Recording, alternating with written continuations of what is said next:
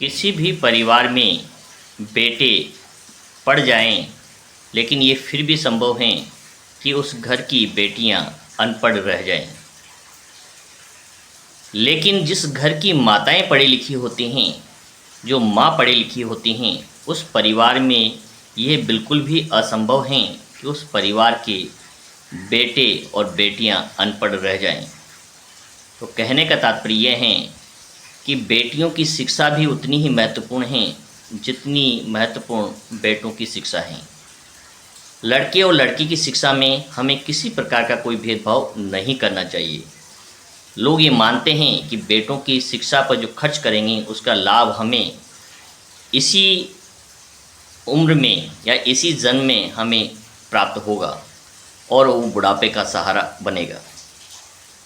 लेकिन बेटियों पर जो आप खर्च करेंगे वो उसका लाभ 10 गुना प्राप्त होगा, क्योंकि जिस भी परिवार में वो जाएगी वहाँ आपका नाम सुर्खियों में लिखा जाएगा। एक बेटी एक पूरे परिवार को शिक्षित बनाती हैं और ये भी देखा गया है कि ये ज़रूरी नहीं है कि आपके बेटे पे किया गया खर्च बुढ़ापे में आपका साथ दे, क्योंकि समय और परिस्थिति को देखते हुए हम देख रहे हैं कि जैसे ही बेटे सक्षम होते हैं अपने परिवार से अलग हो जाते हैं।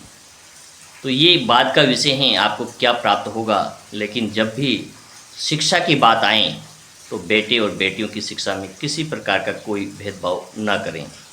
यदि आपको उस बेटी के लिए भी कहीं से कर्ज लेने की आवश्यकता पड़ती है तो निसंकोच आप उस कर्ज को लीजिए।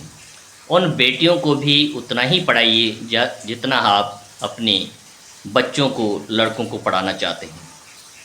और आज के दौर में बेटियों का जो शिक्षा का स्तर है, जो ऊंचाइयों को छूने का स्तर है, आप किसी भी रिज़ल्ट को उठाकर देख लीजिए, लड़कों से सदैव आगे रहा है।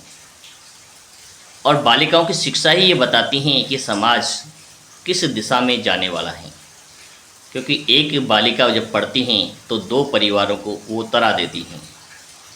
इसलिए कभी भी शिक्षा को लेकर, बेटी की शिक्षा को लेकर खासकर किसी प्रकार का कोई समझौता न करें और उन्हें भी वही अवसर दें जो आप अपने लड़कों को देना चाहते हैं। बेटे और बेटियां दोनों समान हैं, दोनों समाज का एक हिस्सा हैं। हो सकता है बेटा आपके परिवार में आपके साथ रहे और आपकी सेवा करें, लेकिन बेटियां भी जिस परिवार में जाएगी वहाँ आपका नाम निश्चित रूप से रोशन करेगी। इसलिए शिक्षा को लेकर किसी प्रकार का भेदभाव या किसी प्रकार का समझौता न करें। बाबा साहब ने कहा है कि शिक्षा ही वो सैनिक का दूध है जो पिएगा वो दहाड़ेगा, और वही व्यक्ति सामाजिक परिवर्तन कर सकता है। सभी को नमो बुद्धाय।